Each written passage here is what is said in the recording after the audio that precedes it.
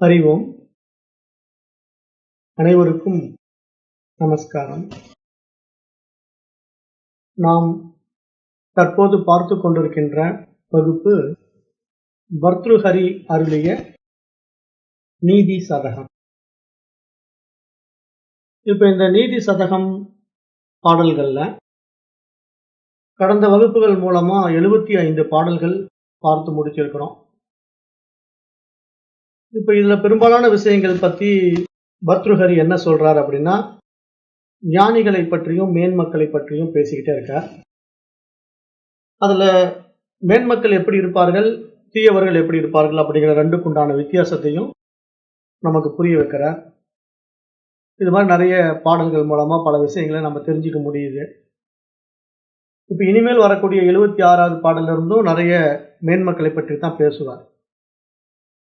இப்ப மேன்மக்கள் அப்படி நம்ம பார்க்கும்போது இங்க நம்ம என்ன புரிஞ்சுக்கணும் அப்படின்னா, ஞானிகள் மகான்கள் என்று தான் பார்க்கணும். ஏன்னா இப்ப மேன்மக்கள் அப்படின்னா ஏதோ தனியா 2 கொம்பு முளைச்சு வித்தியாசமா இருப்பாங்க அப்படிங்கிற மாதிரி எல்லாம் நம்ம புரிஞ்சுக்க கூடாது.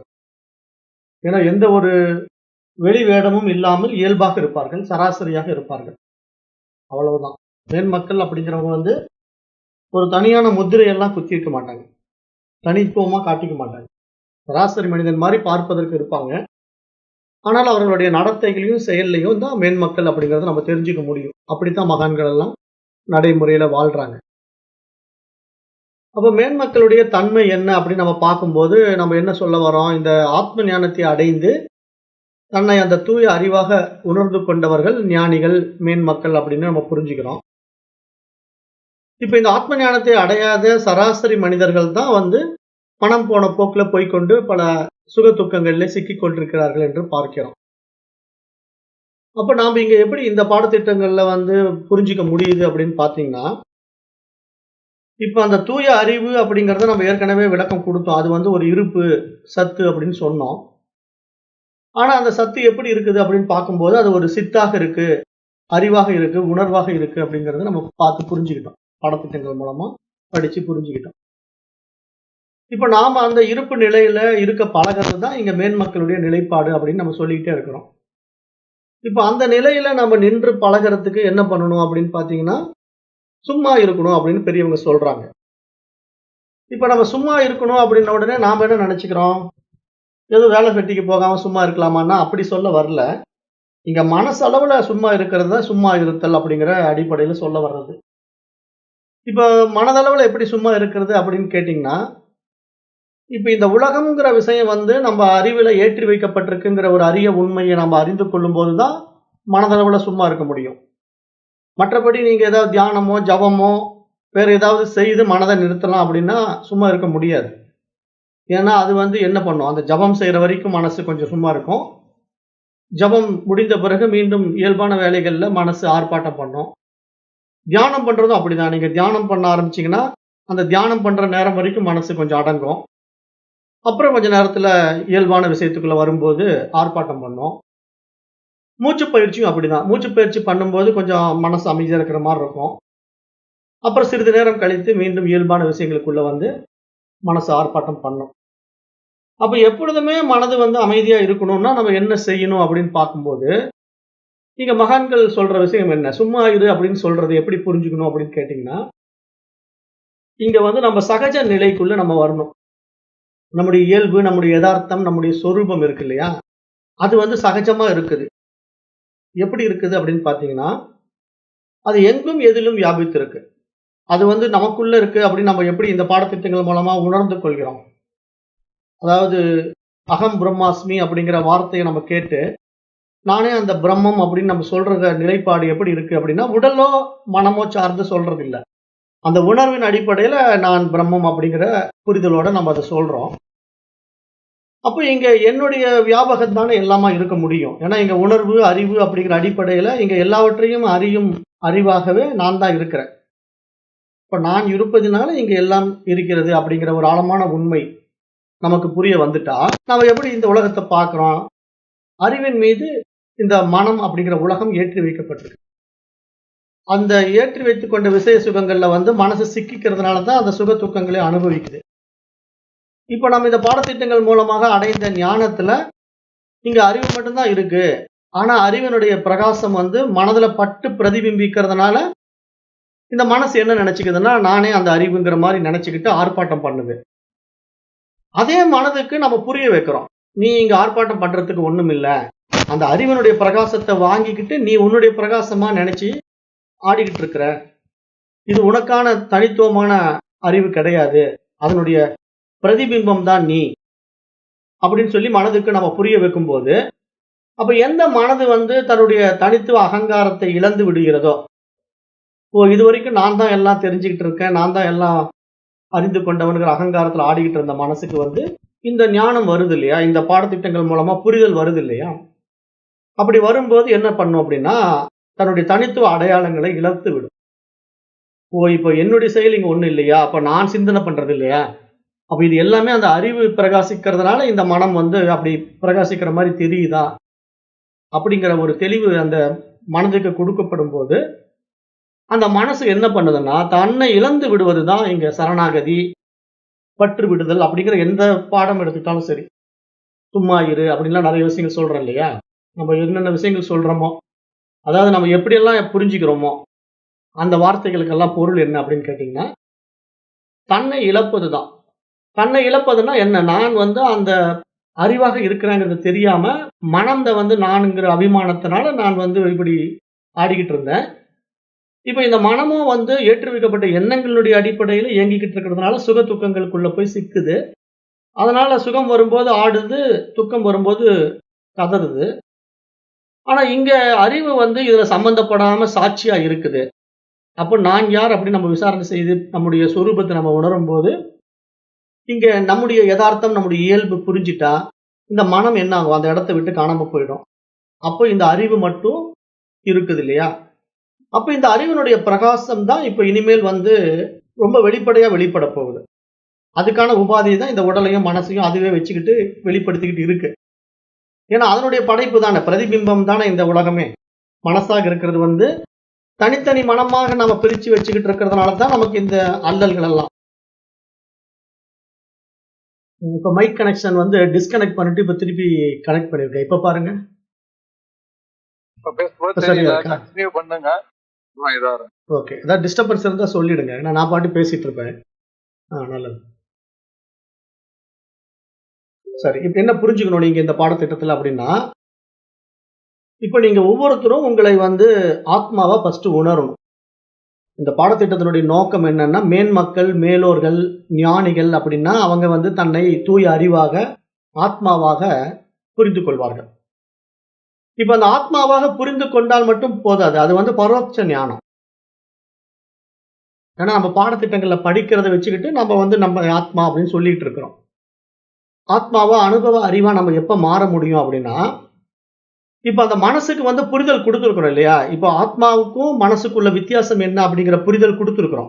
ஆத்மாவுக்கு என்னன்னா, அது வந்து ஒரு தூய அறிவு. அதனிடத்துல எந்த களங்கமும் இல்ல. எந்த விஷயங்களும் ஏற்றிப்பட வைக்கவே கிடையாது. அதுகிட்ட எதுவுமே ஒட்டாது. அது தன்னில் தானாய், தன்மயமாய், தனித்துவமாய் இருக்கிறது தான் ஆத்மா, பிரம்மம், அறிவு அப்படின்னு நம்ம சொல்றோம். ஆனா மனசு அப்படி இல்ல. மனசு வந்து இந்த உலக விவகாரங்கள் எல்லாம் எடுத்து வச்சுக்குது. ஒவ்வொருத்தரும் ஒவ்வொன்னு சொல்றதெல்லாம் உள்ள வாங்கி வச்சுக்குது. அதனுடைய சாதக பாதகங்கள ஆராய்ச்சி பண்ணுது. அப்புறம் நல்லது, கெட்டத பிரிக்குது.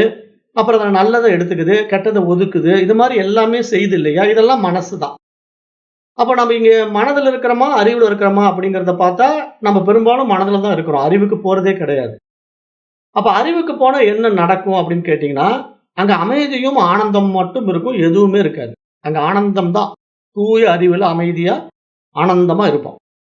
அப்ப அந்த அமைதி நிலைய நான் அனுபவம் ஆக்கணும் அப்படின்னா, இந்த மனசு விவகாரம் பண்ணாம இருந்தா தானே அந்த ஆனந்த நிலைய அனுபவமாக்க முடியும். அப்ப இந்த மனதை விவகாரம் பண்ணாம நிறுத்தணும் அப்படிங்கிறதுக்காக தானே நெறைய பேர் என்னென்னமோ பயிற்சிகள் எல்லாம் பண்ணிட்டு இருக்காங்க. அந்த ஆனந்தத்தை அனுபவிக்கிறதுக்கு தானே பயிற்சிகள் தேவைப்படுது. அப்ப நெறைய பேர் என்ன பண்றாங்க, அந்த பயிற்சி பண்றேன், இந்த பயிற்சி பண்றேன், மனோ பயிற்சிகள் பண்றேன், அல்லது மூச்சு பயிற்சி பண்றேன், ஜெபம் பண்றேன், தியானம் பண்றேன், ஏதாவது ஒண்ணு செய்றாங்க. ஆனா இது மாரி செய்யும்போது, இங்க நம்ம என்ன புரிஞ்சுக்கணும்னா, இப்ப நான் வேறு, அப்ப எனக்கு வேறாக நான் ஏதோ தியானிக்கப்படக்கூடிய இன்னொரு விஷயம் இருக்குதுங்கிற மாரி அங்க ஆயிடும் இல்லையா? அந்த மாதிரி ஆகுறதுனால தான் மனசு வந்து மேலும் மேலும் பிரவൃத்திக்குள்ளேயே போகுது. இன்னும் எதையோ பிடிக்குது. அதுக்கு ஏதோ ஒரு பிடிமானம் வேண்டியதா இருக்கு. அதனால அப்படி விரும்பிக்கிட்டே இருக்கு. இப்ப நாம என்ன பண்ணணும், இங்க ஒரு விஷயத்த மட்டும் தான் இருமையில பார்க்கணும். அது குருவும், சிஷ்யனும் தான் இருமையில இருக்க முடியும். அதாவது நான் அப்படிங்கிற ஒரு விஷயம் எனக்கு வேறாக இன்னொன்னு இருக்கு அப்படின்னு நான் முடிவு எடுத்தேன்னா, அது எனக்கு வேறாக எனக்கு உபதேசிக்கிற குரு தான். குரு மட்டும் தான் எனக்கு வேறாக இருக்க முடியும். அப்ப எதற்காக குருவ நம்ம வேறா பார்க்கிறோம் அப்படின்னா, அவர் மூலமா உபதேசங்கள பெறுவதற்காக, அவர் நம்மை திருத்துவதற்காக, நம்முடைய அறியாமையை போக்குவதற்காக, அவரை நாம் நமக்கு வேறாக பார்த்து, அவரிடத்துல இருந்து நெறைய விஷயங்கள கத்துக்கிறோம். அதனால குருவ நம்ம துவைதத்துல பார்த்து, குருவின் மீது பக்தி செலுத்துறோம். குருவுக்கு உண்டான உபாசனா செய்றோம். அதுல தப்பு கிடையாது. எதுக்காக செய்றோம் அப்படின்னா, குரு மூலமா நமக்கு அந்த உபதேசம் கிடைக்கப் பெற்று, அவருடைய அனுக்கிரகத்தினால நாம அந்த தூய அறிவாக மாறப்போறோம். அதனால ஆரம்பத்துல குருவின் பக்தி, குரு பக்தி நமக்கு தேவைப்படுது. இப்ப அதனால தான் நம்ம பாடத்திட்டத்துல நம்ம குரு பக்திய எங்க வச்சிருக்கிறோம்? குரு தத்தாத்ரேயர் கிட்ட வச்சிருக்கோம். நமக்கு குரு தத்தாத்ரேயர் தான். அதனால தான் அந்த தத்தாத்ரேயருடைய மந்திரத்த நான் உங்களுக்கு சொல்லிக் குடுத்தேன். ஸ்ரீ தத்த குருவுடைய மந்திரம் உங்க எல்லாருக்குமே சொல்லிக் குடுத்து, அத நீங்க உபாசனை பண்ணுங்க. அத தொடர்ந்து நீங்க பண்ணிக்கிட்டு இருந்தீங்கன்னா, 144 நாள் செய்தீங்கன்னா, உங்களுக்கு அதுக்குண்டான அந்த வாசல் திறக்கப்படும். உங்கள யாருன்னு அது காட்டிக் குடுக்கும் அப்படின்னு சொல்லியிருக்கிறேன். அப்ப இத யாரெல்லாம் சரியா செய்றீங்களோ, அவங்க கண்டிப்பா அதுக்குண்டான பலனை பெறலாம். ஏன்னா, எல்லா செயலுக்கு உண்டான விளைவு ஒண்ணு இருக்கு இல்லையா? ஏன்னா, இங்க சாஸ்திரம் என்ன சொல்லுது? "முற்பகல் செய்யின், பிற்பகல் விளையும்" அப்படின்னு சொல்லுது. முற்பகல் செய்யின், பிற்பகல் விளையும்ங்கிறது கெட்டதுக்கு மட்டுமா? நல்லதுக்கும் கூட தான். நீங்க முற்பகல் நல்லது செஞ்சீங்கன்னா, பிற்பகல் உங்களுக்கு நல்லது வரும் இல்லையா? அது மாரி தான் இங்க இந்த குரு பக்தியில நீங்க செய்யக்கூடிய அந்த விஷயங்கள்னால, உங்களுக்கு பின்னாடி பலன் கிடைக்கும். அது ஒரு அபரிமிதமான பலனாக இருக்கும். அதத்தான் நான் சொல்லிட்டே இருக்கிறேன். எத்தன பேர் அத சரியா கடைபிடிக்கிறீங்கன்னு தெரியல. அத ஒழுங்கா 144 நாள் செய்து முடிச்சுட்டீங்கன்னா, உங்களுடைய வாழ்க்கையில மாற்றங்கள பார்க்கலாம். நெறைய விஷயங்கள நீங்க அதுல அனுபவமாக்க முடியும். ஆத்ம ஞானமும் உங்களுக்கு கைகூடும். அந்த குரு அனுகிரகத்தினால அறிவு உங்களிடத்துல பிரகாசிக்க ஆரம்பிக்கும். அது மட்டும் தான் சாத்தியமாகும். வேற எந்த வகையிலும் சாத்தியமாகாது. நீங்க வேற தலைகீழா உருண்டு பிரண்டாலும் ஒண்ணும் நடக்காது. ஏன்னா, வேற என்ன பயிற்சிகள், முயற்சிகள் அது எது பண்ணாலும் அனுக்கிரகம் வேணும். அனுக்கிரகம் இல்லாம அடையவே முடியாது. அவன் அருளால் அவன் தாள் பணிந்துங்கிற மாரி, அந்த குருவினுடைய அனுக்கிரகம் எப்படி கிடைக்கும் அப்படின்னா, குருவே யார் தெரியுமா? அந்த பரமன் தான். அந்த பிரம்மம் தான். குருவா வராரு. எதுக்காக வராருன்னா, தன்னையே தான் அறிவதற்காக வராரு. தன்னை காட்டிக் கொடுப்பதற்காக வராரு. அதுதான் விஷயம்.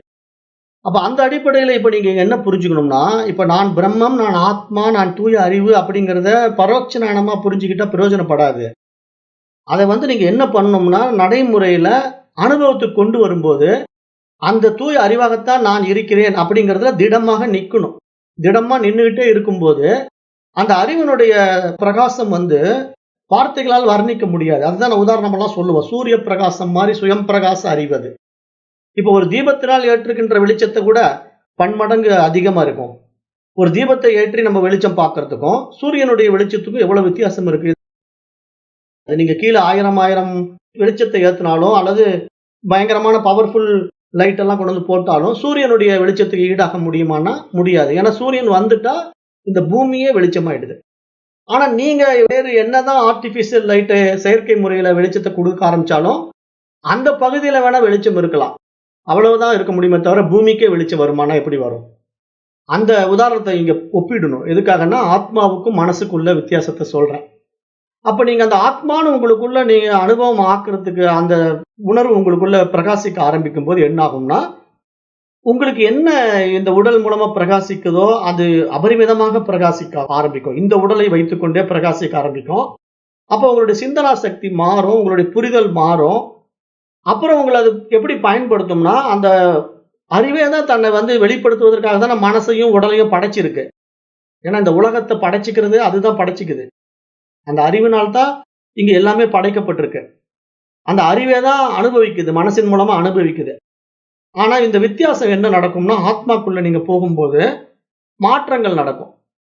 ஆனா எப்ப தெரியுமா அறிவு உங்களுக்கு சைலன்ஸுக்கும், அந்த ஆனந்தத்துக்கும் வரும் அப்படின்னா, நீங்க ஒட்டுமொத்தமா இந்த உடல கடக்கும்போது வரும். இந்த உடல் மனத கடக்கும்போது வரும்.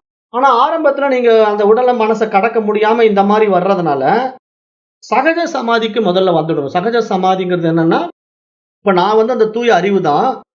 நான் இருக்கிறதுனால இந்த உலகம் பிரகாசிக்குது. என்னுடைய அறிவினால பிரகாசிக்குது.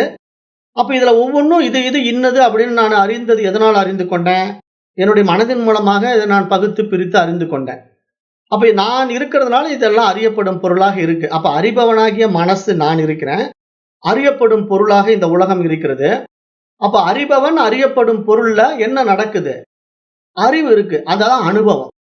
அந்த அறிவுல தான் இந்த அனுபவம் உண்டாகுது. அதுதான் அனுபவன், அனுபவிப்பவன், அனுபவிக்கப்படும் பொருள் அப்படிங்கிற 3 விஷயம் திரிபுட்டியில சொல்றோம். அனுபவிப்பவன் யாரு? மனசு. அனுபவிக்கப்படும் பொருள் எது? இந்த உலகம். அனுபவம் எது? அதே மனசுக்கு உண்டாகிற விஷயங்கள், சுகங்கள் தான் அனுபவம். ஆனா இந்த அனுபவம் மனதுகிட்ட தான் இருக்குமே தவிர அறிவு கிட்ட போகவே போகாது. அறிவுக்கு எந்த அனுபவமும் தேவையே இல்ல. ஏன்னா அது தன்னில் தானாய் தன்மயமா இருக்கு அப்படின்னு நான் சொன்னேன் கடந்த பாடத்திலேயே.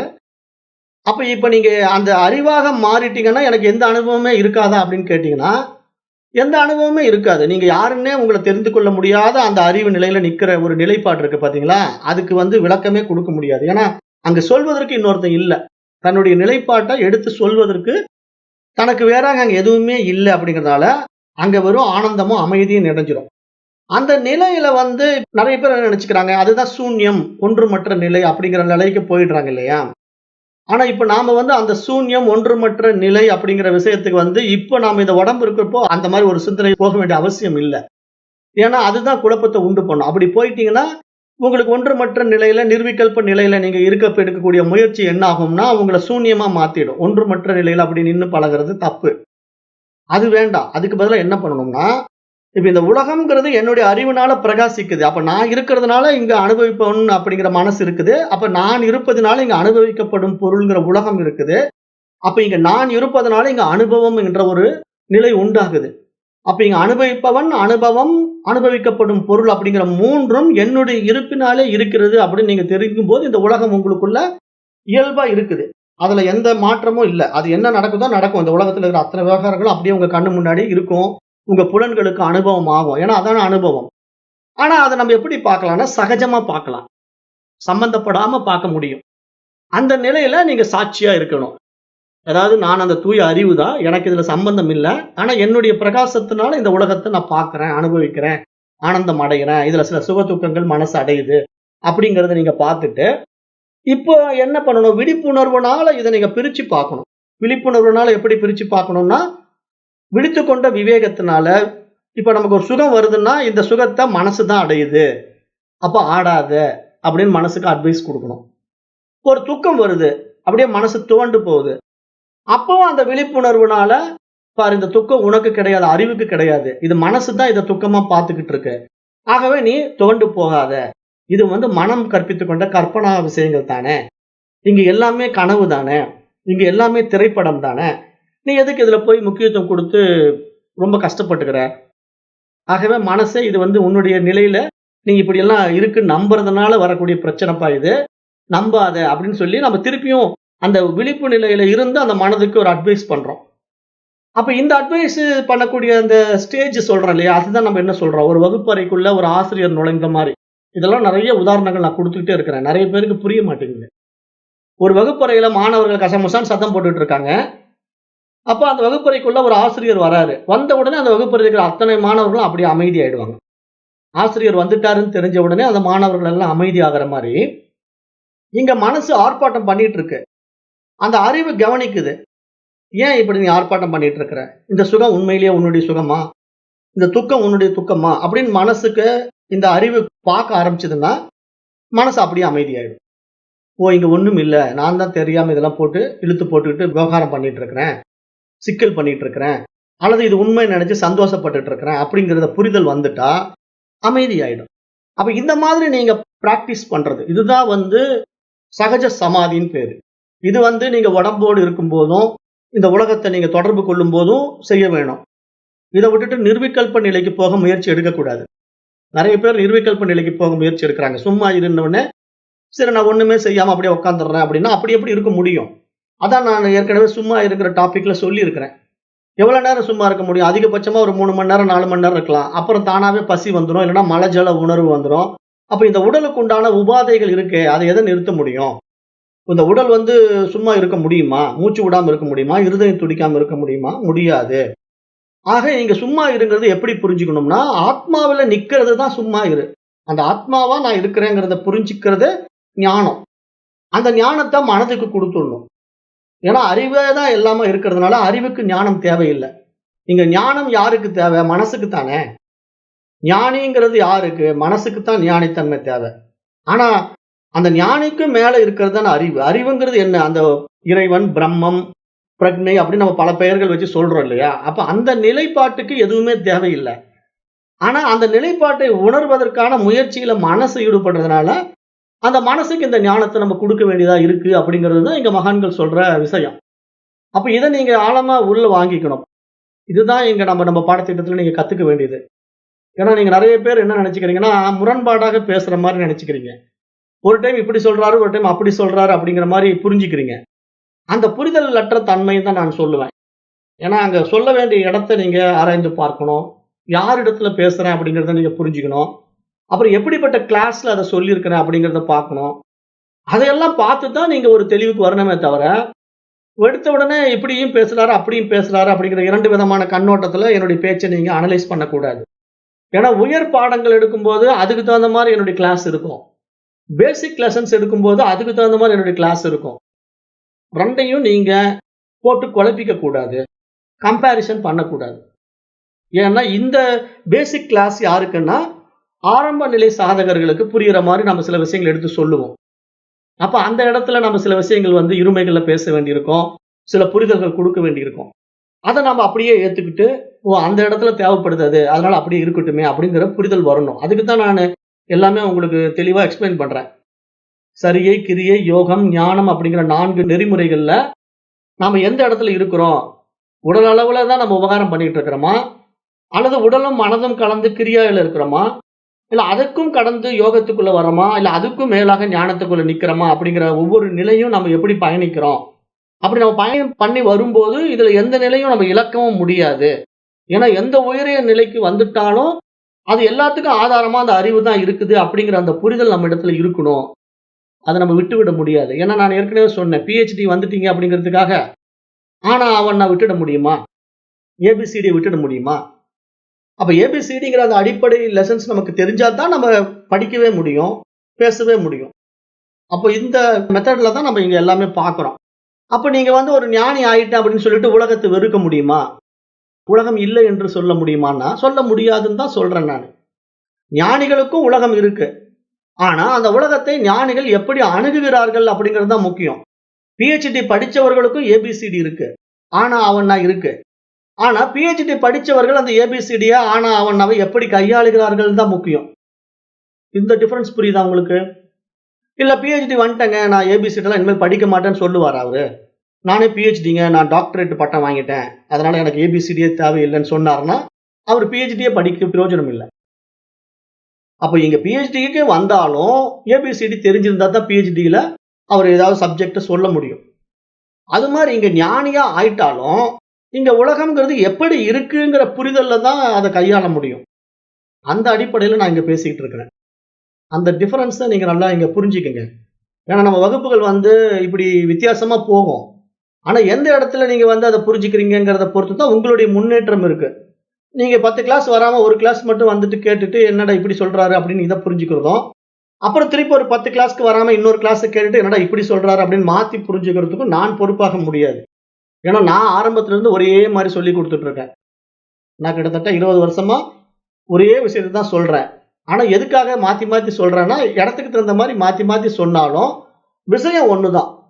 அந்த புரிதலுக்காக அந்த இடத்த நான் மாத்தி அங்க புரிய வைக்க முயற்சி எடுப்பேன். இத நீங்க புரிஞ்சுக்கணும் ஃபர்ஸ்ட். அப்ப இங்க மகான்கள், மேன்மக்கள்ங்கிறவங்க யாரு? தூய அறிவாளிகள், ஞானிகள் அப்படிங்கிறது நமக்கு தெரியுது. அப்ப அவர்கள் எப்படி இருக்கிறார்கள்னா, தன்னை அந்த ஆன்மாவாக, அறிவாக உணர்ந்து இருக்கிறார்கள். அப்படி உணர்ந்து கொண்டவர்கள் முன்னாடி இந்த உலகம் விரியுது. அந்த உலகம் எப்படி இருக்கு? அவர்கள் மீது ஏற்றி வைக்கப்பட்டிருக்கு. எந்த அடிப்படையில ஞானிகள் மீது இந்த உலகம் ஏற்றி வைக்கப்பட்டிருக்கு? மனம்ங்கிற அடிப்படையில ஏற்றி வைக்கப்பட்டிருக்கு. அப்ப மனம்ங்கிறது எப்படி இருக்கு? மனமே உலகமாக இருக்கு. அதுதான் இங்க அனுபவம், அனுபவிப்பவன், அனுபவிக்கப்படும் பொருள். ஏன்னா இங்க அனுபவம்ங்கிறது எதுக்கு ஏற்படுது? மனதுக்கு தான் ஏற்படுது. அனுபவிப்பவன் யாரு? அதே மனசு. அப்ப அனுபவிக்கப்படும் பொருட்கள் எல்லாம் எது? அந்த மனிதனால் உண்டாக்கப்பட்ட இந்த எண்ணங்கள், சிந்தனைகள், அந்த சிந்தனைகள், எண்ணங்கள் எப்படி இருக்கு? உலகமா இருக்கு. ஏன்னா ஒரு பேனா அப்படின்னு சொன்னாலும், அது மனதுல உண்டான சொல்லும், பொருளும் தான். பென்சில் அப்படின்னு சொன்னாலும், அது மனதினால் ஏற்றி வைக்கப்பட்ட நாம ரூபம் தான். அப்ப இது புரிஞ்சிட்டா, இந்த உலகத்துல நீங்க என்ன வேணா பார்க்கலாம். அது பேனாவா இருக்கட்டும், சூரியனா இருக்கட்டும், பென்சிலா இருக்கட்டும், சந்திரனா இருக்கட்டும். அப்ப இந்த உலகத்துல நீங்க சராசரி அக்னிணை பொருளாகவும், உயிர் பொருட்களாகவும் எது வேணா பார்க்கலாம். ஆனா எல்லாமே என்னுடைய இருப்பினால் இருக்கிறது. தூய அறிவாகிய, ஆத்மாவாகிய என்னுடைய இருப்பினாலே இவைகள் எல்லாம் இருக்கின்றன அப்படிங்கிற தெளிவோட நீங்க பார்த்தீங்கன்னா, பாதிக்கப்பட மாட்டீங்க. காரணம் என்ன? நான் இருக்கிறதுனால இதெல்லாம் இருக்கு. என் மீது ஏற்றி வைக்கப்பட்டிருக்கு. எந்த அடிப்படையில? மனதின் அடிப்படையில. அப்படின்னு புரிஞ்சுட்டா, இந்த உலகத்த நம்ம எப்படி பார்க்கலாம்? சாட்சியா பார்க்கலாம். சம்பந்தப்படாம பார்க்கலாம். அதுல வர்ற சுக துக்கங்கள்னால பாதிக்கப்படாம இருக்கலாம். அவங்க தான் ஞானிகள் அப்படின்னு நம்ம சொல்றோம். அவங்கள தான் மேன்மக்கள்னு சொல்றோம். அந்த மேன்மக்களாக நாம இங்க உயரணும் அப்படிங்கிறதுக்காக இதை எடுத்து நான் சொல்லிக்கிட்டே வரேன். ஏன்னா இப்போ பர்த்ருஹரியினுடைய பாடல்கள் எல்லாம் மேன்மக்களுடைய நிலைப்பாட்டை சொல்லிக்கிட்டு இருக்கு. அப்ப மேன்மக்கள் என்ன ஸ்பெஷலா இருப்பாங்களான்னா, அவங்க ஒரு ஸ்பெஷலும் கிடையாது. அவங்க இந்த புரிதலோடு இருக்கிறாங்க. இந்த ஞானத்தோடு இருக்கிறாங்க. அதனால அவர்கள் அப்படி இருக்கிறார்கள். அப்படி இருக்க முடிகிறது. ஆனா சராசரி மனிதன் மனதுல சிக்கிக் கொண்டிருக்கிறவன் எப்படி ஆகுவான்? ஆக முடியாதுன்னு தான் சொல்றேன். அப்போ நாம இந்த பாடத்திட்டங்களை படிக்கிறதுனால மேன்மக்களுடைய நிலைப்பாடு நமக்கு அனுபவம் ஆகுது இல்லையா? ஓ இப்படித்தான் இருப்பாங்க மேன்மக்கள் அப்படின்னா, ஒரு ஞானி இப்படித்தான் இருப்பான் அப்படிங்கிறது நமக்கு புரியும். அப்ப நாமளும் இப்படித்தான் இருக்க முடியும். அப்போ நாம இந்த உலகத்தின் மீது விருப்பு வெறுப்பு இல்லாம சமபாவனையில வாழ முடியும் என்றுதான் இந்த பாடத்திட்டங்கள் மூலமா நம்ம புரிஞ்சுக்கணும். அப்ப மேலும் இந்த பர்த்ருஹரி என்ன சொல்றாருன்னா, இந்த 75வது பாடலுக்கு அப்புறம் 76ல பேசுறாரு. என்ன சொல்றாருன்னா, क्वचित् ब्रह्विसायी क्वचिदपि च पर्यङ्गशयनः क्वचित् शाकाहारी क्वचिदपि च साल्यो धनऋषिः क्वचित् गान्धाधारी क्वचिदपि च दिव्यां परदरो मनसवी कार्यार्थी गणयति न दुःखம் न च சுகம். இந்த பாடல் 76 என்ன சொல்லுது அப்படின்னா, மேன்மக்கள் சில நேரங்களில் தரையில் படுத்திருப்பார்கள், சில நேரங்களில் கட்டிலில் படுத்திருப்பார்கள், சில நேரங்களில் காய்கறிகளை உண்பார்கள், சில நேரங்களில் அரிசி போன்ற உணவுகளை உண்பார்கள், சில நேரம் பழைய கிழிந்த துணிகளை உடுத்திக் கொண்டிருப்பார்கள், சில நேரங்களில் மிக விலையுயர்ந்த ஆடைகளை உடுத்துவார்கள். இவர்கள் தாங்கள் செய்கின்ற செயல்கள் எதுவாயினும் அதில் பற்று வைக்காமல் அவைகளினால் வருகின்ற இன்பத்தையும் துன்பத்தையும் சமமாகவே பார்க்கின்றார்கள். அதாவது அவர்களிடத்திலே சந்தோஷம் வரும்போது ஆடுவதும் கிடையாது, துக்கம் வரும்போது துவண்டு போவதும் கிடையாது என்று இங்க நீங்க புரிஞ்சுக்கணும். இதுதான் இந்த 76வது பாடலுக்கு பொருள்.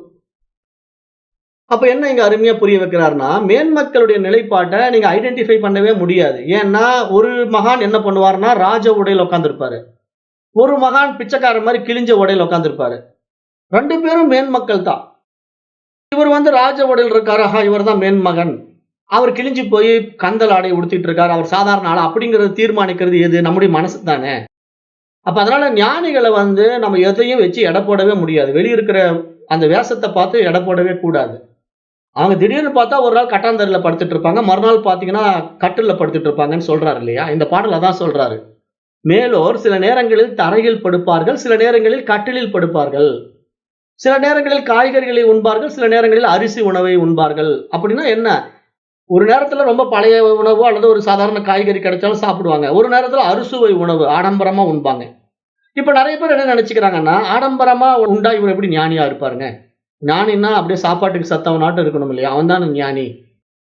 இவர் நல்லா சாப்பிட்டுட்டு திடகாத்திரமா இருக்காரு, இவர் எப்படி ஞானி? அப்படிங்கிற மைண்ட் செட்டுக்கெல்லாம் வராங்க பாத்தீங்களா? இவங்களெல்லாம் புரிதலற்ற மக்கள்னு சொல்றோம். நாம இந்த பாடத்திட்டத்துல என்ன புரிஞ்சுக்கணும் அப்படின்னா, ஞானிகளை எடை போடவே முடியாது. அவங்க முதல் நாள் கிழிஞ்ச உடை உடுத்திட்டு இருப்பாங்க, மறுநாள் பட்டாடை உடுத்திட்டு இருப்பாங்க. அப்ப எங்க இருந்து பட்டாடை கிடைச்சது? யாரா கொடுத்தா பட்டாடை கூட உடுத்திக்குவாங்க. பட்டாடை கிழிஞ்சு போனாலும் கவலைப்பட மாட்டாங்க. அப்ப அவங்க என்னன்னா 2யுமே சமமா பார்க்கக்கூடியவர்கள். அவர்களை நம்ம இப்படிதான் அப்படிதான் ஜட்ஜ் பண்ணவே முடியாது. அப்ப இந்த நிலையை நம்ம புரிஞ்சிட்டோம்னா, நம்ம ஞானிகள் இப்படித்தான் இருப்பாங்கங்கிறத கன்ஃபார்ம் பண்ணிட்டா, நம்ம வீணா அதை அனலைஸ் பண்ண வேண்டிய அவசியம் இல்ல. அந்த நிலைக்கு நாமளும் வந்தாலும் இப்படித்தான் இருப்போம். அப்ப நீங்களும் அந்த மேன்மக்கள் நிலைக்கு வரும்போது, ஒரு நாள் நீங்க பழைய சோறு சாப்பிடலாம், ஒரு நாள் அறுசுவை சாப்பாடு சாப்பிடலாம். யார் வேண்டாங்கிறா? அது உங்களுடைய இயல்பு, உங்களுடைய யதார்த்தம். எதையுமே உங்களுக்கு வந்து ஒரு திட்டமிடுதல் கிடையாது. ஏன்னா, அந்த அறிவு பிரகாசத்துல நீங்க இயங்கிட்டு இருக்கிறதுனால, வருவதை அப்படியே ஏத்துக்கும். அந்த அறிவு நிலையில அந்த மனசு இயங்குது இல்லையா? அந்த நிலை எப்படி இருக்கும்னா, எது வந்தாலும் அது பிரசாதம். அவ்வளவுதான். அது இந்த உடம்புக்கு கொடுக்கப்பட்டிருக்கு. இந்த நியதியில அது இயங்குது. இந்த நியதிக்குள்ள அது வருது. அப்ப இதெல்லாம் இருக்குது, எடுத்துக்குது அப்படிங்கிற அளவுக்கு அத அப்படியே எடுத்துக்கிட்டு போயிட்டே இருக்கும்.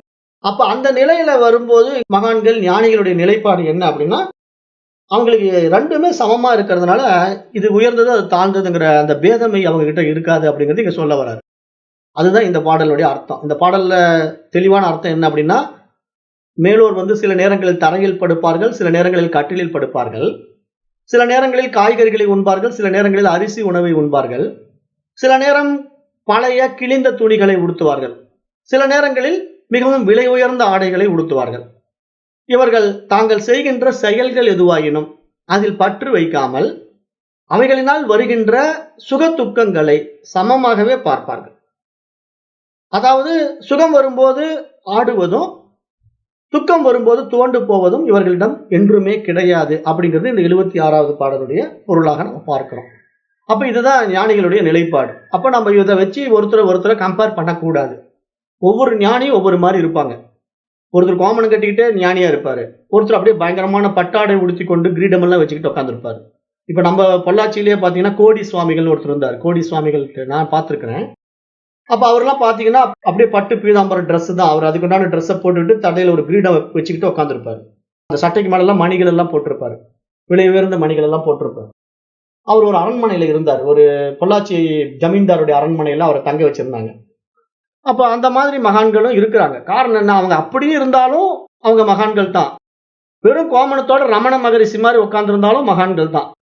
இப்ப கோமணத்தோடு உட்கார்ந்திருக்காரு, அவருக்கு ஒண்ணும் தெரியாது. இவரெல்லாம் அப்படியே பயங்கரமா ட்ரெஸ்ல இருக்காரு, இவர் சூப்பரான ஆளு அப்படிங்கிற முடிவெல்லாம் நாம தான் தீர்மானிச்சுக்கிறோம். அல்லது நம்மளுடைய மனப்பான்மை என்னன்னா, இவர்கிட்ட போனா நிறைய கொடுப்பாரு, அவர்கிட்ட போனா ஒண்ணும் கொடுக்க மாட்டாரு. அவர் என்ன கோமணத்தோடு உட்கார்ந்திருக்காரு, அவருடைய அருள் நமக்கு தேவையில்லை. இவர் பட்டாடையோட பயங்கரமா உட்கார்ந்திருக்காரு, இவர்கிட்ட போனோம்னா அப்படியே செல்வத்தை அள்ளி கொடுத்துருவாரு அப்படிங்கிற மனப்பான்மை எல்லாம் மனிதர்கள் ஆகிய நாம் தான் இப்படி எல்லாம் சிந்தனை பண்றோம். ஆனா மகான்கள் வந்து அந்த மாதிரி எல்லாம் இல்ல. அவங்க எப்படி வேணா இருப்பாங்க. ஆனா அவர்கள் எல்லோருக்கும் ஒரே மாதிரி தான் அருள்வாங்க. அருள் புரிதல் அப்படிங்கிறது பாத்தீங்கன்னா, அந்த ஏற்றத்தாழ்வுகள் இருக்காது. அவர்களை தேடி வருகிறவர்களுக்கு அவங்க என்ன விரும்புறாங்களோ அதை அப்படியே ததாஸ்துன்றுவாங்க. அதை வெளிப்படையா அவங்க சொல்ல வேண்டியதில்லை. அவங்கள தரிசனம் பண்ணாலே போதும். ஞானிகள் தரிசனம் அவ்வளவு ஒரு புண்ணியம். அதான் திடஞானி தரிசனமே தீர்த்தமாடல் அப்படின்னு ரிபுகீதை இருக்கு. ரிபுகீதை எல்லாம் படிச்சு பாருங்க. ஒரு ஞானியை தரிசனம் பண்ணிட்டா அவ்வளவு அற்புதம் நிகழும். அப்ப அந்த மாதிரி அவங்களுடைய தரிசனம் வந்து நமக்கு எல்லா வகையிலையும் பயன்படும். ஆளை பார்த்து எடை போடக்கூடாது. இவர்கள் இப்படித்தான் அப்படித்தான் அப்படிங்கிறது வந்து நம்முடைய மனசு பண்ற சேஷ்டை. அதை நம்ம நல்லா புரிஞ்சுக்கணும். இது இந்த பாடலுடைய பொருள். 76. அடுத்தது 77. ஐஸ்வர்யஸ்ய விபூஷணம் ஜனதா சௌரியஸ்ய வாக் சம்யமோ ஞானஸ்யோபசமஹ சுதஸ்ய வினயோ வித்தஸ்ய பாத்ரே யயஹ அக்ரோதஸ்தபசஹ சமா பிரபவிதுர் தர்மஸ்ய நிர்வாஜதா சர்வே வாசமபி சர்வ காரணமிதம் சீலம் பரம் பூஷணம். இந்த பாடல் 77 என்ன சொல்லுது அப்படின்னா,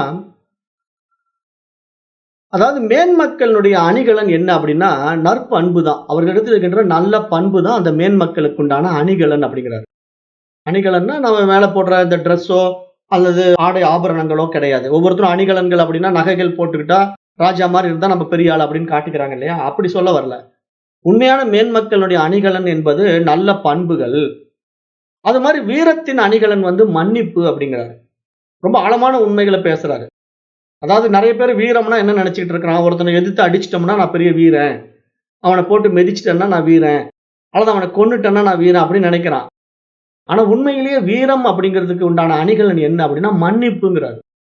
அப்ப யாரால் ஒருத்தனை வந்து எதிரியை கூட மன்னிக்க முடியுமோ அவன் தான் உண்மையான வீரன். அதை இங்க சொல்றாரு.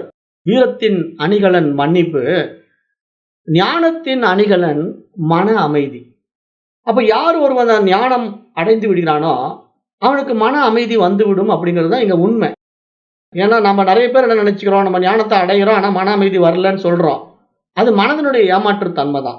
அதை நம்ம புரிஞ்சுக்கணும். ஏன்னா இங்க ஞானிகள் நிலைப்பாடு என்னன்னா தன்னுள்ளேயே எல்லாவற்றையும் பார்ப்பதனால அவர்கள் அந்த ஆனந்தமும் அமைதியும் எப்பொழுதும் கை கொண்டிருப்பார்கள். அவர்கிட்ட இருந்து அந்த ஆனந்தமும் அமைதியும் பறிபோகாது.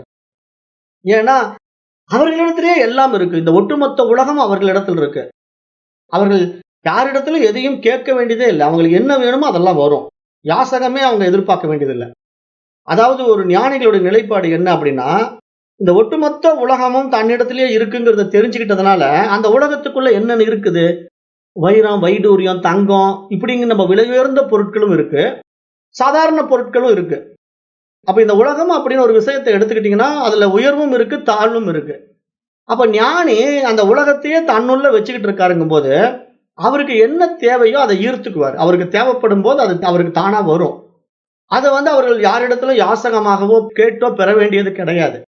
அவர் அந்த அவசியம் ஏற்பட்டா தான் அத பெறுவாங்க. ஞானிகள பொறுத்தவரைக்கும் எதிர்பார்ப்புகள் இல்ல, ஆசைகள் கிடையாது.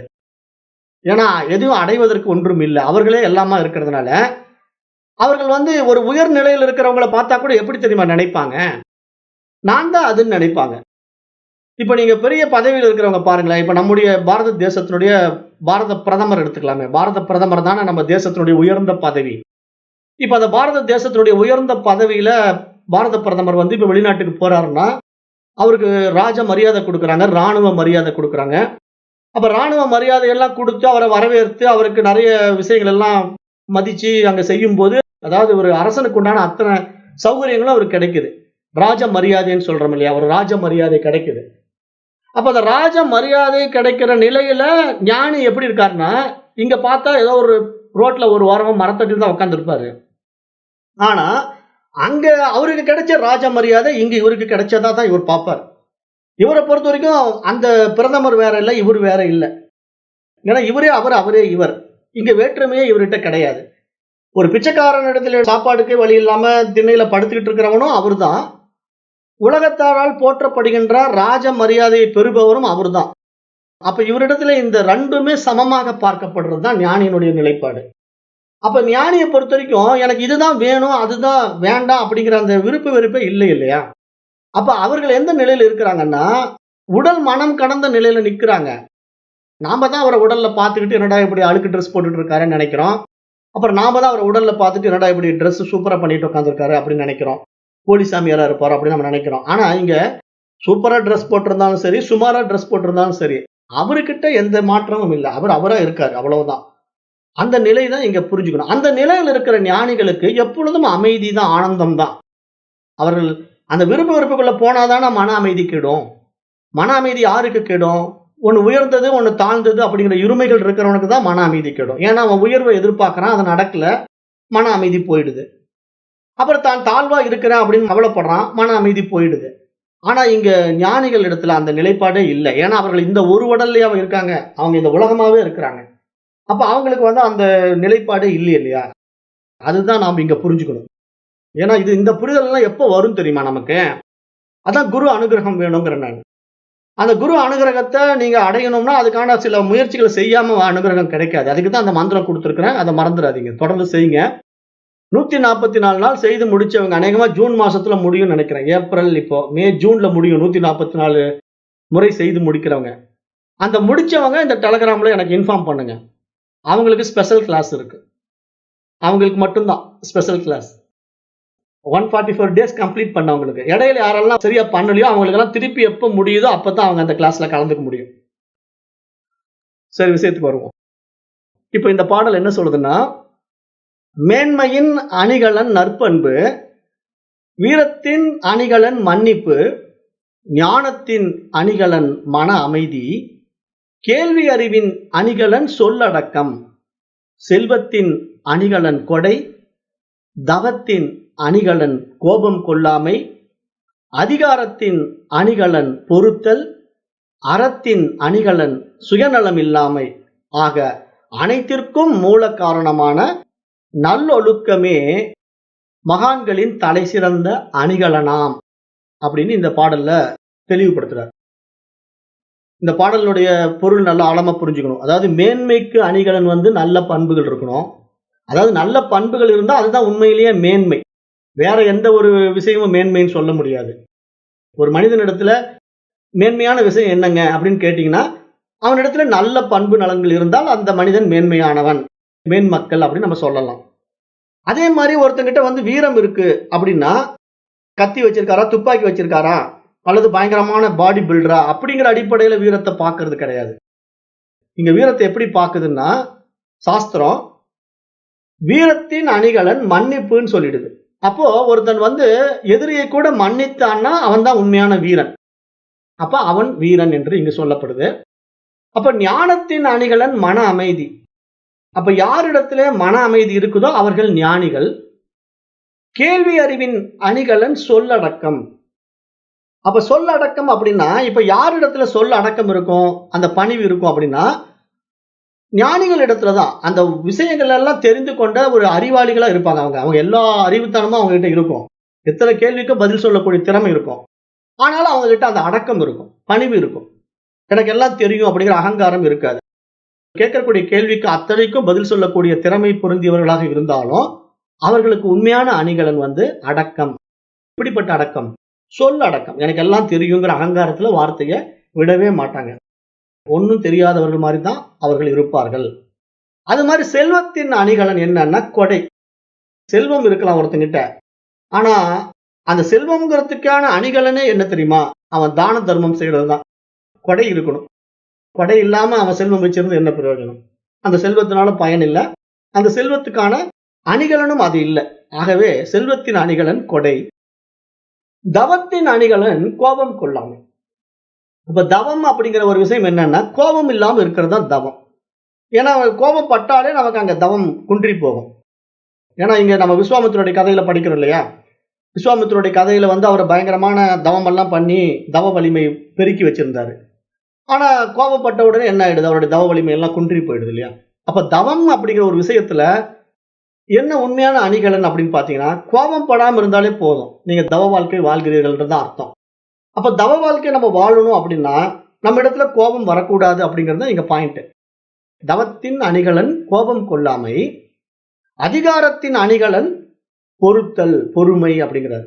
அதாவது தன்னிடத்துல ஒரு அதிகாரம் இருக்கு. ஆனா அந்த அதிகாரம் இருக்குங்கிறதுக்காக எதை வேணா செய்யக்கூடாது. பொறுமையாக அந்த விஷயத்தை நம்ம நடைமுறைப்படுத்தணும். அந்த அதிகாரத்தை நம்ம செயல்படுத்துவதற்கு முன்னாடி அதை பற்றிய அறிவு இருக்கணும், தெளிவு இருக்கணும். எடுத்தமா கமத்தமான எந்த ஒரு காரியத்தையும் செய்திட முடியாது. ஆகவே அதிகாரத்தின் அணிகலன் பொறுத்தல், பொறுமை என்று சொல்கிறார். அறத்தின் அணிகலன் சுயநலம் இல்லாமல். அறம் என்பது என்ன? நம்ம ஏற்கனவே பார்த்தோம். அறம் என்பது வந்து நம்ம தர்மம் என்று சொல்கிறோம். வாழ்வியல் முறை, நம்ம எப்படி சரியாக வாழணும், நேர்மையா வாழணும் அப்படிங்கிற அடிப்படையில அறம் பார்க்கப்படுது. அப்ப அந்த அறம் அப்படிங்கிற நேர்மையான விஷயம் என்ன அப்படின்னா, சுயநலம் இல்லாத அறம். அறம் அப்படிங்கிறது இலக்கணமே என்ன சொல்லலாம்? சுயநலம் இல்லாததுதான் அறம்ங்கிறதுக்கு இலக்கணம். ஏன்னா இப்ப உங்களிடத்துல அறம் இருக்கா அப்படின்னு கேட்டா, அறம் இருக்குங்க, நான் எல்லாம் சரியா நேர்மையா நடந்துக்கிறேன், ஆனா எனக்காகத்தான் நான் எல்லாம் சேர்த்துக்கிட்டு இருக்கேன் அப்படின்னு சொன்னா அது எப்படி அறமாகும்? அப்ப அது சுயநலம் இருக்கு. சுயநலம் இருக்கிற விஷயத்துல அறம் என்று சொல்ல முடியாது. யாருக்கிட்ட சுயநலம் இல்லையோ அவர்கள் தான் அறவழியில் வாழ்கிறார்கள். மற்றவர்களுக்காக வாழ வேண்டும். அதுதான் இங்க சுயநலமற்ற தன்மை. ஏன்னா இங்க அறம் அப்படிங்கிற வார்த்தை வந்து ஒரு சாதாரண வார்த்தை இல்லை. தர்மம் அப்படின்னா அது இறைவனையே குறிக்குது. தர்மம் அப்படிங்கிற வார்த்தை வேதம் வந்து இறைவனாகவே பார்க்குது. அப்ப அறம் அப்படிங்கிற வார்த்தை வந்து இறைவனை குறிப்பிடுவதனால அந்த அறம்ங்கிற ஒரு விஷயத்துக்குள்ள ஒருத்தன் வரான்னா அவங்கிட்ட வந்து அந்த செல்ஃபிஷ் மென்டாலிட்டி இருக்காது, சுயநலம் இருக்காது. எல்லாவற்றிலும் தன்னை பார்ப்பான். அப்ப எல்லாவற்றிலும் தன்னை பார்க்கும்போது அங்க ஏக்கத்துவம் ஆயிடும். அங்க வந்து நீ வேறு நான் வேறுங்கிற அந்த பிரிவினைகள் இருக்காது.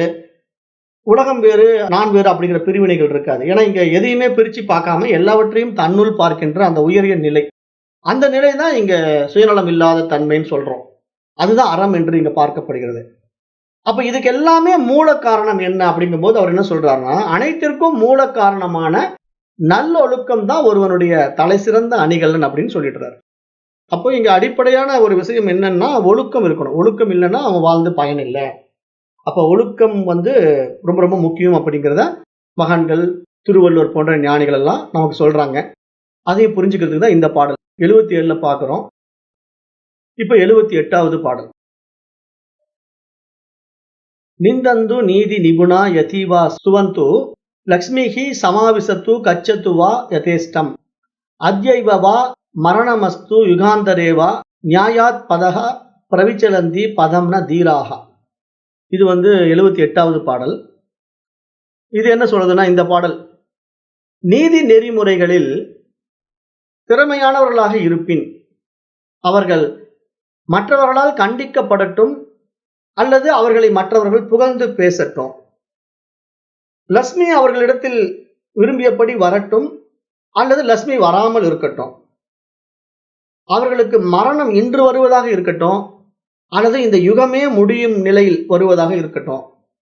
ஆனால் அவர்கள் எடுத்த காரியத்திலே மன உறுதி கொண்டவர்களாக என்றென்றும் நீதியின் பாதையிலிருந்து நழுவவே மாட்டார்கள் அப்படிங்கிற மாதிரி இந்த பாடல்ல சொல்றாரு. பதம்னா தீராக அப்படிங்கிறார்.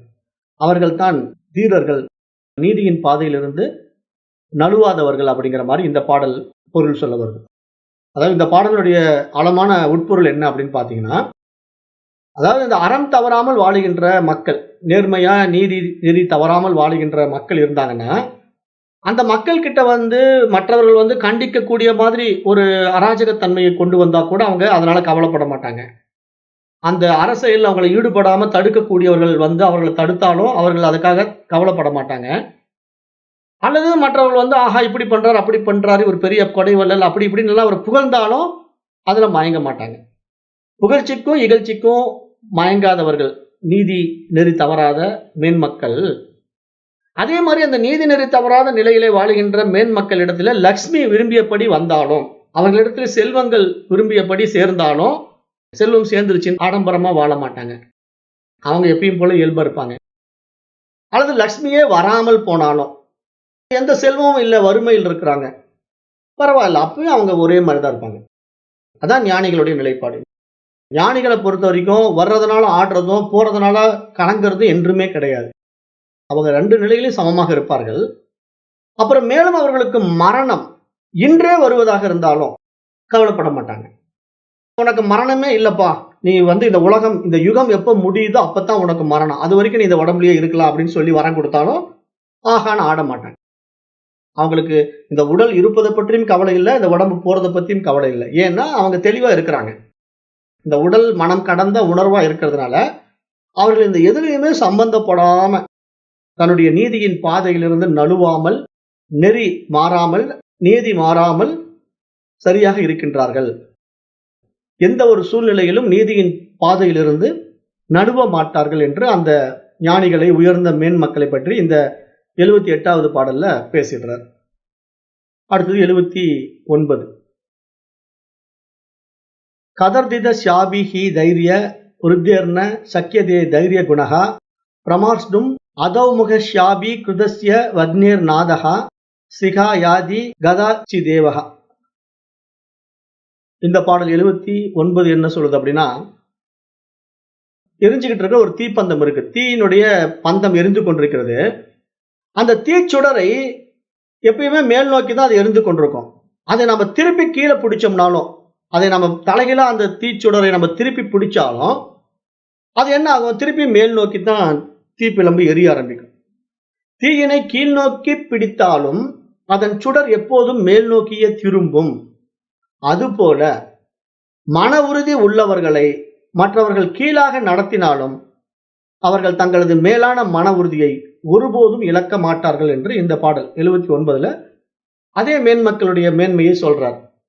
அந்த நெருப்பானது பாத்தீங்கன்னா, நீங்க எப்பயுமே மேல பார்த்து எரிஞ்சிட்டு இருக்கோம். ஆனா அந்த மாதிரி மேல பார்த்து எரிஞ்சுக்கிட்டு இருக்கிற தீப்பந்தத்தையோ மெழுகுவர்த்தியோ தீபத்தையோ எதை வேணா நீங்க தலைகீழா பிடிச்சிங்கனாலும் மீண்டும் அந்த நெருப்பானது மேல் நோக்கி தான் திரும்புமே தவிர, போய் அவங்க தலைகீழா பிடிச்சிட்டாங்க அப்ப நம்ம கீழே பார்த்து எரியலாம் அப்படின்னு சொல்லி கீழே பார்த்தெல்லாம் எரியாது. ஏன்னா நெருப்பினுடைய அந்த இயல்பான விஷயம் என்னன்னா மேல் நோக்கி எரிதல் தான். அது தன்னுடைய நிலையை மாற்றிக்கொள்ளவே கொள்ளாது எந்த சூழ்நிலையிலையும்.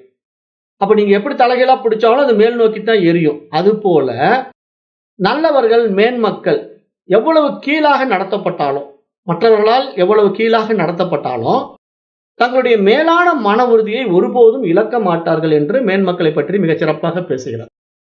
ஏன்னா அப்படித்தான் மேன்மக்கள் இருக்கிறார்கள். ஏன்னா எந்த சூழ்நிலையிலையும் அவங்க கீழே இறங்க மாட்டாங்க, அவங்களுடைய நிலைப்பாட்டுல அவங்க மாற மாட்டாங்க அப்படிங்கறத இந்த 79வது பாடல்ல பார்க்க முடியுது. அடுத்தது 80.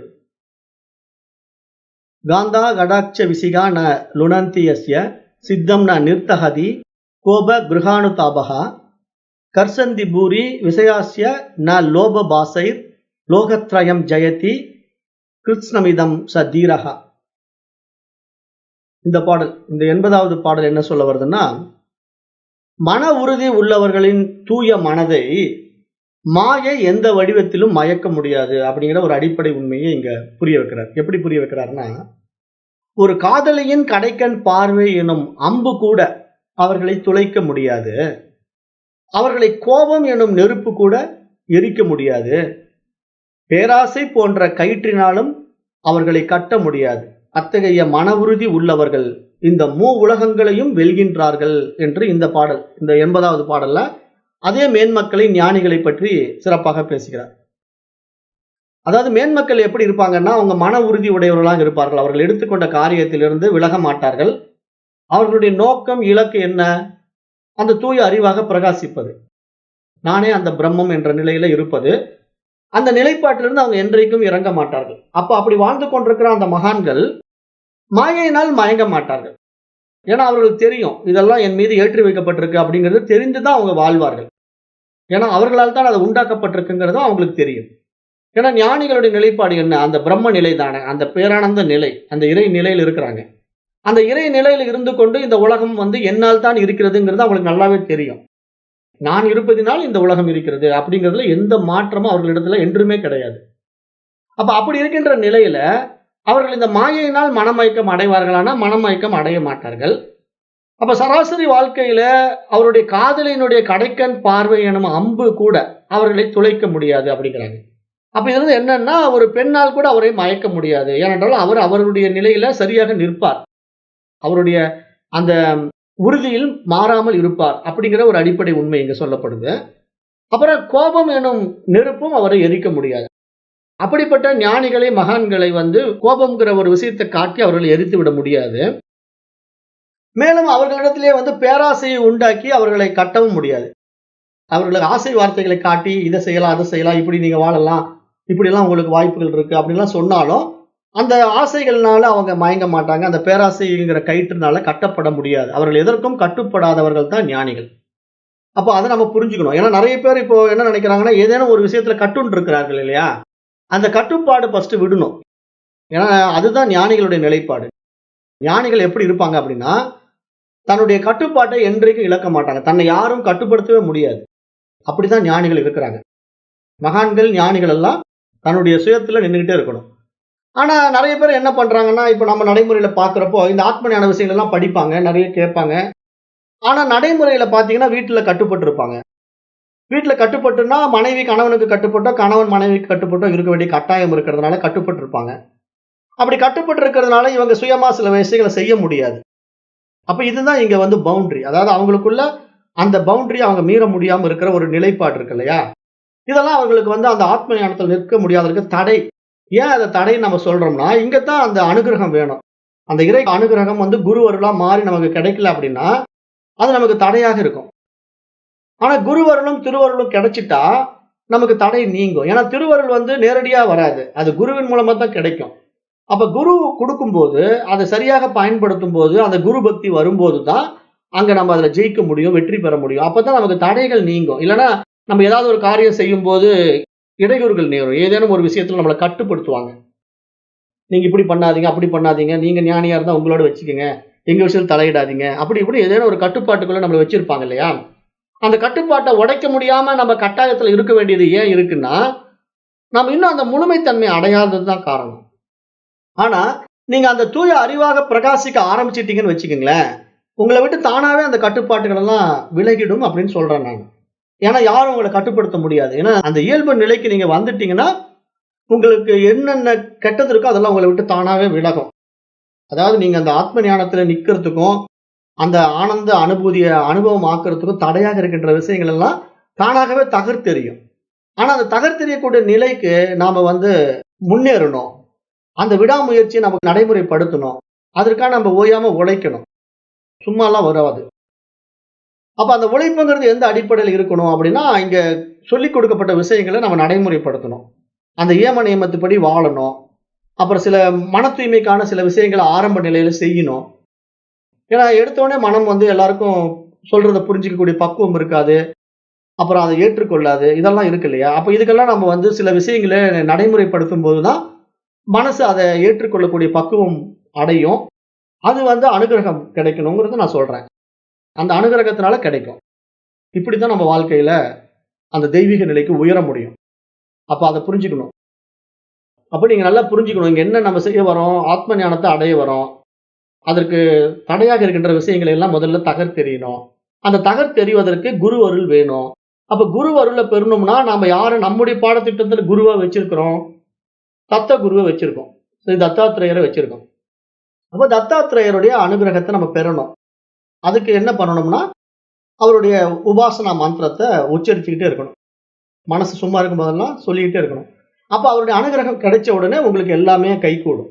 ஆத்ம ஞானமும் கைகூடும், உலக வாழ்க்கையும் சுபிட்சமா இருக்கும். ஏன்னா நீங்க என்ன விரும்புறீங்களோ அதை ததாஸ்துன்னு சொல்லிடுவாரு. காரணம் என்ன? தத்தாத்திரேயர் எப்படி இருக்காரு? இந்த பிரபஞ்சமா இருக்காரு. ஏன்னா அவர் தானே ஈஸ்வரனா இருக்காரு. இந்த உலகத்துக்கு வந்து படைத்தல், காத்தல், அழித்தல் என்ற முத்தொழிலை புரிகின்ற ஈஸ்வரனா இருக்காரு. இன்னொரு பியூட்டி என்னன்னா, அவர் தான் உங்க மனசா இருக்காரு. தத்தாத்திரேயர் உங்க மனசா இருக்காருன்னா, அப்ப எப்படிப்பட்ட ஒரு பவர்ஃபுல்லான ஆள் அவரு. அவர் உங்ககிட்ட பிரகாசிக்கணும் மனசுல அப்படின்னா, அந்த மனம் எந்த அளவுக்கு தூய்மையா இருக்கணும். அதுதான் இங்க நான் சொல்றேன். அந்த தூய்மை வந்தால்தான் அவர் பிரகாசிப்பார். அவருடைய பிரகாசம் வெளிப்படும் போதுதான் உங்க மனம் வந்து அந்த அறிவை அனுபவமாக்கும். ஏன்னா இங்க ஈஸ்வர நியதிக்குள்ள இருக்கிறது யார்? அவரே தானே. எப்படி புரிஞ்சுக்கணும் பிரம்மத்துக்கும் சக்திக்கும் அப்படின்னா, சூரியனுக்கும் சூரியனுடைய கதிர்களுக்கும் உள்ள வித்தியாசம் மாதிரி புரிஞ்சுக்கணும். இப்ப சூரியன் வந்து சுயம் பிரகாச ஒளி, அதுல இருந்து வெளிச்சம் வந்துட்டு இருக்கு. பவர்ஃபுல் பிரைட்னஸ் சூரியன் கிட்ட இருந்து வெளிப்படுது. ஆனா அந்த ஒளி ஆற்றல், ஒளி கதிர்கள் வந்து சூரியனிடத்துல இருந்து வெளிப்படுது இல்லையா? அந்த ஒளி ஆற்றல், ஒளி கதிர்கள் யாருடையது? சூரியனுடையது தானே. சூரியனிடத்திலிருந்து வெளிப்படுகின்ற சூரிய கதிர்கள் வந்து சூரியனுக்கு வேறாக இல்ல. அந்த சூரியனே தான் சூரிய கதிர்களை வெளிப்படுத்தி கொண்டிருக்கு. அது மாதிரி பிரம்மமே தான் தன்னுடைய ஆற்றலை வெளிப்படுத்தி கொண்டிருக்கு. இந்த உலகமாக, மனமாக. அப்ப அந்த அறிவே தான் இந்த மனமாக இருக்கு. ஆனா இங்க என்ன பிரச்சனைன்னா, அந்த வெளிப்படுகின்ற ஒளிக்கதிர்கள் வந்து நான் தான் ஒளிர்கின்றேன்னு நினைச்சா போச்சு. ஏன்னா அந்த ஒளிர்தல் வந்து அந்த ஒளிக்கதிர்கள் கிட்ட எப்படி கிடைச்சது? சூரியன் மூலமா கிடைச்சது. சூரியன் மூலமா கிடைச்சதுனாலதான் அந்த சூரிய கதிர்கள் வந்து பூமியை வந்து அணுகும் போது இங்க வெளிச்சத்தை கொடுக்க முடியுது. ஆனா அந்த சூரிய கதிர்கள் வந்து அஜ்ஞானத்தினால, சூரிய கதிர்கள் என்ன 1, 2 இருக்கு. பல பில்லியன் பல கதிர்கள் வந்து பூமியை அடையுது இல்லையா? அது மாதிரி இந்த பூமியில படைக்கப்பட்ட அத்தனை ஜீவராசிகளும் தன்னை தனித்துவப்படுத்திக்குது. நான் தான் இப்படி அப்படின்னு நினைக்குது. இது ஓமானமா வச்சுக்கணும். நான் இப்ப சொல்ற பாயிண்ட் வந்து ஓமானம். அப்ப சூரிய கதிர்கள் வந்து தன்னை தனித்துவப்படுத்தி கொண்டு நான் தான் ஒளிர்கின்றேன்னு நினைச்சா போச்சு. சூரிய ஒளிக்கதிர்களுடைய அஜ்ஞானம். அந்த சூரிய ஒளிக்கதிர்கள் ஒளிர்வதற்கு ஆதாரமாக சூரியன் இருக்கிறது. அது போல இங்கே நம்மிடத்திலே மனம் பிரகாசிப்பதற்கு ஆதாரமாக பிரம்மம் இருக்கிறது, அறிவு இருக்கிறது. அப்ப அந்த அறிவு தான் எல்லாமாக இருக்கிறது அப்படின்னு நம்ம புரிஞ்சுட்டா, இங்க நாம் நம்முடைய அகங்காரத்தை இழக்கிறது தானே வழி. அப்ப நானுங்கிற தனித்துவம் எங்க வரும்? வரவே வராது. அது மட்டும் தான் இருக்கு. அப்ப என் மூலமா அது பிரகாசிக்குது. அவ்வளவுதான். நான் பிரகாசிக்கிறேன்னா அதுதான் என் மூலமா பிரகாசிச்சுக்கிட்டு இருக்கு. அப்போ இங்கே நான் பேசுவதோ, நான் நடந்துக்கிறதோ, நான் பாடுவதோ, நான் ஆடுவதோ அவன் அருளாலே. அவ்வளவுதான். அவனே எல்லாமாக இருந்து இதையெல்லாம் செய்து கொண்டிருக்கிறான் அப்படிங்கிற அந்த புரிதல் வந்து விட்டா நம்முடைய தனித்துவம் இங்க போயிடும். அவனே எல்லாமா இருக்கிறான், அவனே இயங்கிக் கொண்டிருக்கிறான், அவனே இயக்கமாக இருக்கிறான், அவனே எல்லாமா இருக்கிறான் புரிஞ்சிடும். இந்த பாயிண்ட் தான் நமக்கு இங்க புரிய வேண்டிய விஷயம். இது யாருக்கு புரியுதோ அவங்க ஒருமையில இறைவனை பார்ப்பாங்க, புரியாதவங்க இருமையில பார்த்துட்டு இருப்பாங்க. இந்த விஷயம் புரிஞ்சுக்குங்க. இந்த 80வது பாடலோட நிறைவு செய்யலாம். அப்போ நம்ம இன்றைக்கு நேரம் கருதி இந்த வகுப்பை இத்துடன் நிறைவு செய்கின்றேன். நன்றி. ஓம் தத்சத்.